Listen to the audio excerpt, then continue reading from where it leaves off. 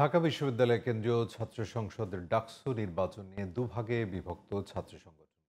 সংস্কার বিষয়ে সবাই একমত হলেও কেউ মনে করছেন নির্বাচনের মধ্য দিয়েই ডাকসু সংস্কার করা সম্ভব। আবার কেউ চান গঠনতন্ত্র সংশোধন করে আগে ক্যাম্পাসে ছাত্র রাজনীতির সুষ্ঠু পরিবেশ ফিরিয়ে আনা।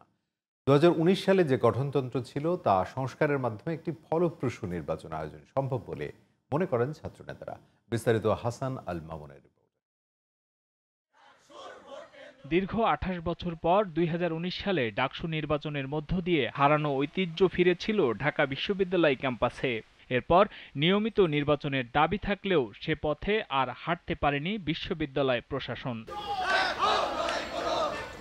৫ আগস্টের পর পরিবর্তিত রাজনৈতিক পরিস্থিতিতে ডাকসু নির্বাচন নিয়ে আবারও সরব হয়ে উঠেছে ক্যাম্পাস। ক্রিয়াশীল ছাত্র সংগঠন সংস্কার ইস্যুতে একমত হলেও নির্বাচনের সময় নিয়ে রয়েছে মতবিরোধ। নেতৃত্ব খুব দ্রুত চলে আসুক নির্বাচনের মাধ্যমে, সবার জন্য যেন ডাকসু ফিল্ডটা সমান হয়। বৈষম্য বিরোধী ছাত্র আন্দোলন, ইসলামী ছাত্র শিবির ও ছাত্র অধিকার পরিষদ সহ সাধারণ শিক্ষার্থীরা বলছেন, যেহেতু ২০২৪ সালের ৫ আগস্ট ফ্যাসিবাদের পতন হয়েছে, তাই দ্রুত ডাকসু নির্বাচনে কোনো বাধা নেই। জুলাইয়ের যে আন্দোলন, সেই আন্দোলনের পরে শিক্ষার্থীরা তাদের নিজেদের কথা বলার স্পেস খুঁজছে, যে একটা আনুষ্ঠানিক প্ল্যাটফর্ম খুঁজছে এবং ডাকসু সেই জায়গাটা পূরণ করতে পারে। মোটামুটি একটা ভালো পরিবেশ আছে।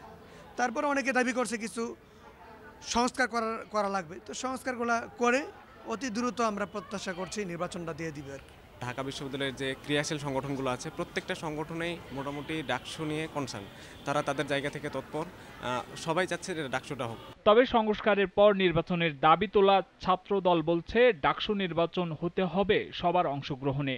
তাই নির্বাচনের আগে ক্যাম্পাসে ছাত্র রাজনীতির সুষ্ঠু পরিবেশ ফিরিয়ে আনতে হবে। ৫ আগস্ট পরবর্তী রাষ্ট্রের সব কাঠামোর সংস্কার প্রক্রিয়া চলমান, সেই হিসাবে আমি মনে করি ডাকসুরও একটা গ্রহণযোগ্য সংস্কার প্রয়োজন। কেননা আমরা এমন ডাকসু চাই না যে ডাকসুর নেতা নির্বাচিত হয়ে, প্রতিনিধি নির্বাচিত হয়ে সামাজিক, অর্থনৈতিক, শিক্ষার ক্ষেত্রে কোনো অবদান রাখতে পারবে না।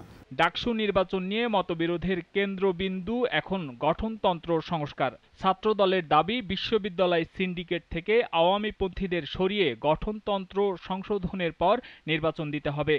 তবে নির্বাচনের পর ছাত্র প্রতিনিধিদের সঙ্গে নিয়ে সব বিষয়ে সংস্কার করা সম্ভব মনে করছে শিবির সহ কয়েকটি ছাত্র সংগঠন। যেহেতু কমিশন গঠিত হয়েছে এবং তারা কাজ করছেন, ফলে আমাদের যে দাবি, সেই দাবিগুলো আমরা উপস্থাপন করব।